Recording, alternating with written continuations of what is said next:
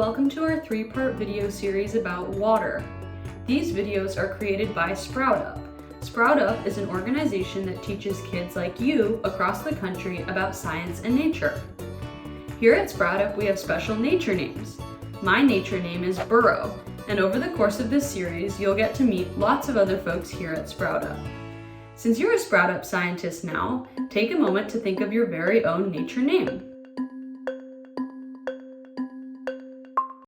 During the next 3 videos, we will explore the wonderful world of water in Santa Clara County. We'll be learning about why water is so important to humans, animals, and our environment.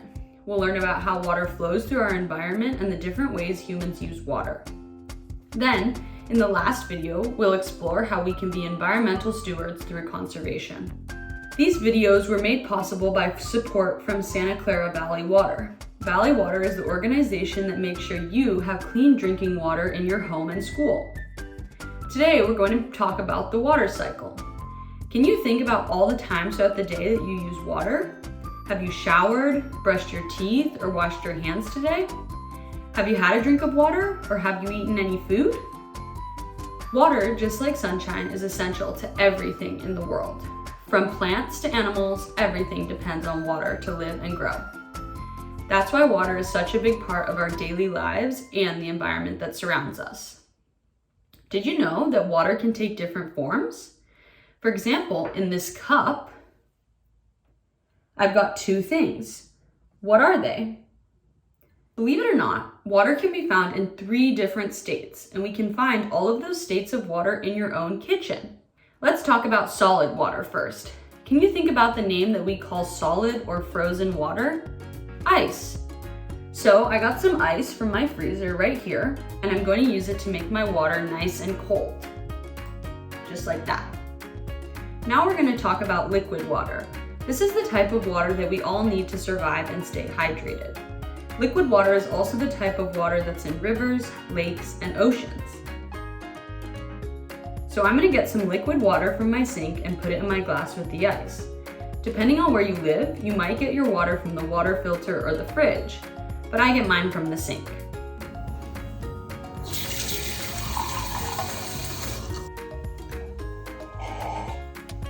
Delicious. Now I'm also going to fill up this tea kettle with liquid water so that we can make our 3rd state of water, gas. Okay, so I went ahead and put the kettle on the stove, and now I'm just going to turn the burner on so that it heats up. Can you see the water vapor or the gas coming out of the kettle? That's water in its gas form. Thanks, Burrow. My nature name is Goose. So now we know that water can exist in 3 forms: solid, liquid, and gas. It's not just in your kitchen, but these 3 forms of water exist all over the world. That's where the water cycle comes in. The water cycle has 3 parts: evaporation, condensation, and precipitation. I'm here at Vasona Lake in Santa Clara County. This is a nice big lake, and I'm here on a sunny day.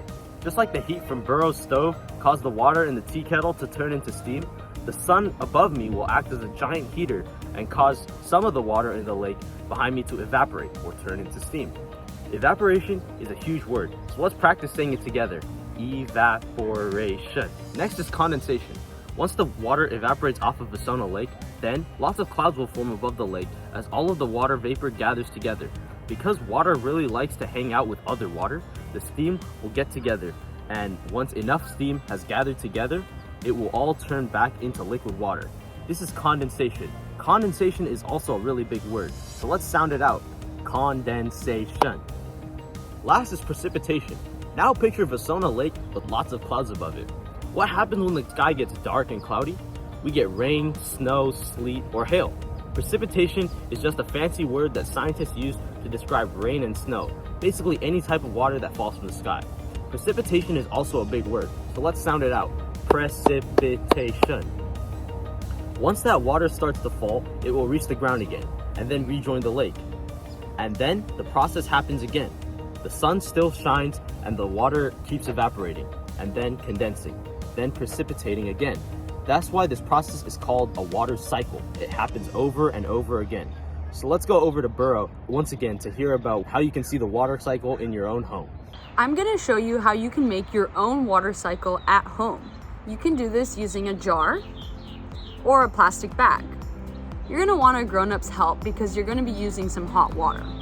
So I boiled some water in my kettle and brought it outside with me here. What you're going to do is put it in your jar. But first, if you want, you can decorate the outside of your jar. So I've got some cotton and a sun, which I'm going to use to make clouds and the sun. Now it needs water, the most important part of the water cycle. So now you're going to take your hot water here, add it to your jar, and if you want, you can see the water cycle a little bit better if you add a little bit of blue food coloring, just a few drops.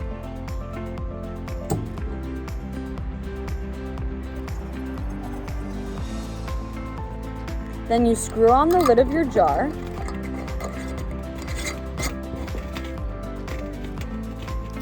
And place it in the sun and watch the magic happen.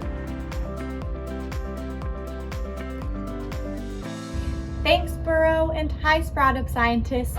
My nature name is Water Lily, and today I'm out at the Baylands of Santa Clara County. We had so much fun today, and hope you did too. Before we go, do you think you can remember the steps of the water cycle? The 3 steps of the water cycle are evaporation, condensation, and precipitation. Do you think you can remember the forms of water? That's right, they are solid, liquid, and gas. This video, as well as the rest of the videos in this series, all have fun worksheets for you to do on your own or with a grown-up after the video ends. Be sure to check out the activities for this video, which are linked below. Please join us in the next video, where we'll learn all about how humans use something called green infrastructure to help us manage water in our communities. Thanks, Sprout Up scientists, and see you next time.